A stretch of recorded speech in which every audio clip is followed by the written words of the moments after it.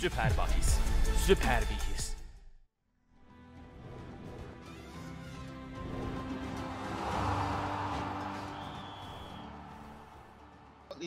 When you look at the AFCON, first of all, like you did say, a lot of players will come out of Turkey and out of Europe, and it's a period that a lot of managers, gaffers, they don't like because key players have to leave. Most important players that are teams that are struggling, they don't want to lose their best players. Teams that are on top of the log that the players are on top of the world. They don't want to lose their place when they go and come back and all that. You have to be Mo Salah and all that stuff for you to come back and your shirt is waiting for you. You understand? But it's that period that CAF and FIFA always struggle to find the right season for the AFCON in the summer and all that stuff. But well, moving forward, when you look at it, I think I'm not being biased or sentimental about it, but I think Nigeria will be the team to beat. No doubt about that. The quality that we have, in this generation, we have, top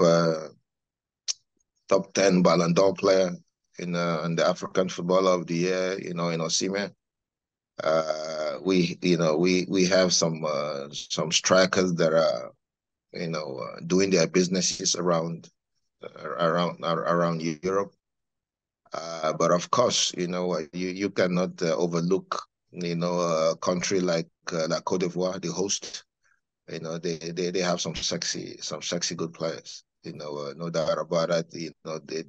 They are like Nigeria. They are struggling, to find the ingredients, to make them gel. And that's the problem Cote d'Ivoire and Nigeria are facing. And of course, you cannot talk about the AFCON and leaving the North Africans out of it. Technically, discipline wise, they always sit above, the West Africans or the Southern region, countries in the continent. But Egypt is there, Tunisia is there, and of course you cannot forget the semifinals in the Mundial, Morocco. They're investing a lot, when it comes to football, and their football is growing and it's growing and it's growing. And if you ask me who will be the top four, I think I will go with Nigeria. I will go with Cote d'Ivoire. I will go with Morocco, and Egypt. And of course, another underdog, the dark horse, probably will be Cameroon. Well, the experience is second to none. Like you said, it's a privilege, to wear the green, white, green, and stand in front of the world for your national anthem to be sang. You understand, and the privilege and the blessing. I know it better than any other person because I did my debut at the age of 17 in 1990 in Algiers, for a schoolboy. I came from school. I was in my last year in school, and represented Nigeria. So it can't get better than that. You understand, and to be on the same pitch, with African legends, and that you just hear, or you read about, and you are standing, on the same stage, with them, and of course, not only that, players of my country that, they are like their names ring a bell every second, and you are on the same hotel with them, you are on the same bus with them, you're on the same pitch training. They are talking to you, giving you advice and all that stuff, and then it's incredible. The atmosphere is incredible, but the different that we struggle in Africa now is not all games in the AFCON has a full capacity fans, and that's the struggle that we always struggle. And And that's why, the journalists always preach that, the AFCON should be given to countries that are passionate about this game. Of course, in Abidjan, I'm sure it would be a different ball game because in West Africa, we love our football. It doesn't matter who is playing, the stadium will be jam-packed. The only problem is, sometimes when the host loses out, that that passion kind of follows them out of the tournament, and people are now they have that nonchalant attitude not to even bother.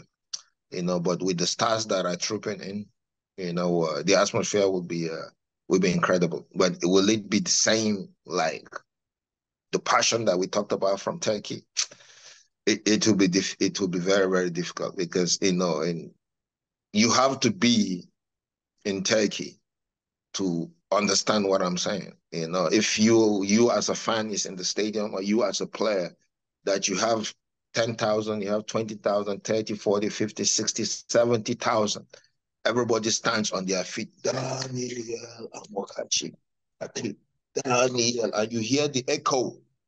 I remember when we played a game against, I think it's Istanbulspor, and away from home. I had, you know, that was after my injury, surgery, and all that, and I had like a crazy, sexy, performance. And I have a friend, he's a Tunisian, where my wife came from, and he lives in Saudi, Dubai, and he came to visit, and he was at the stadium, and after the game, he told me that, whoa, you have to do something because either your name kills you or you kill your name, because it's not normal.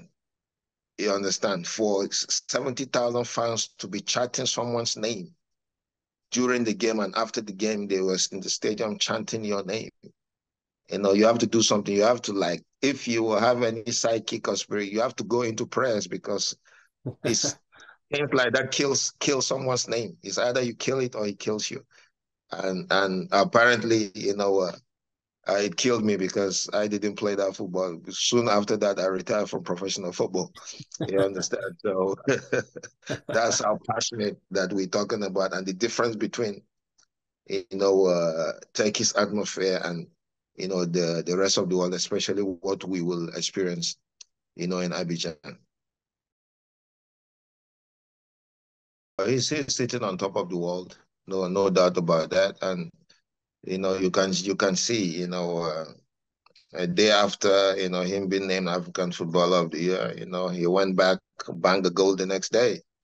2 days later, he banged another goal, and an incredible assist that has gone viral in the last 48 hours. Him heading the ball, bringing to his chest, to his knee, 3 times, turn, played back, and then the player scored. He's sitting on top of the wall, and it's a player that doesn't hold back. Players like that, they don't come often.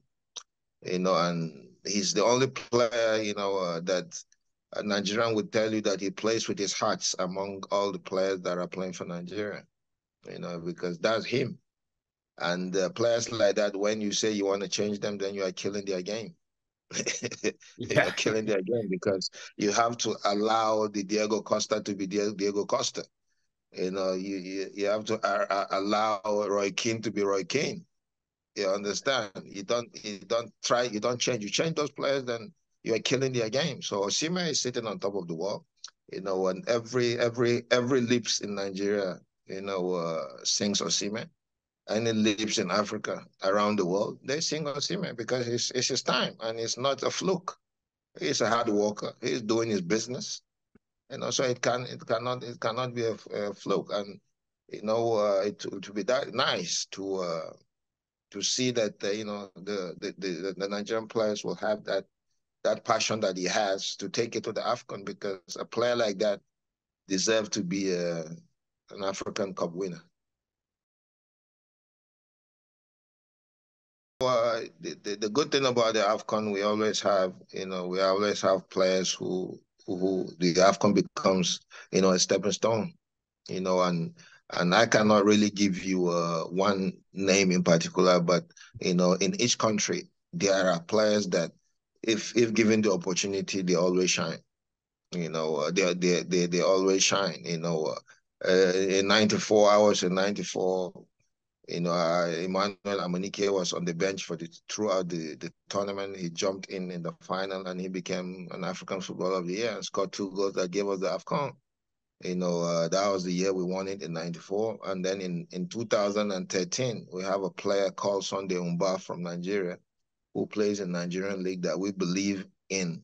And then, he scored the only goal that we needed to win the AFCON in 2013. So there is always that possibility. There's always a player who is urgent to have, that moment. And when you're given that moment, because is the time that the Heavenly Father opens for him, and then he will shine. So there are players, and the generation now, there are some sexy team players in that, and the way they play now, you can't even tell if they're left footer or they're right footer because they're all both feet. Yeah. So and when you watch them play, they possess some incredible talent. There is 2 players that I've seen, in Ghana. Their name always keeps from my mind, and if they are included in the team, I'm sure when one of them gets the opportunity, he will flourish.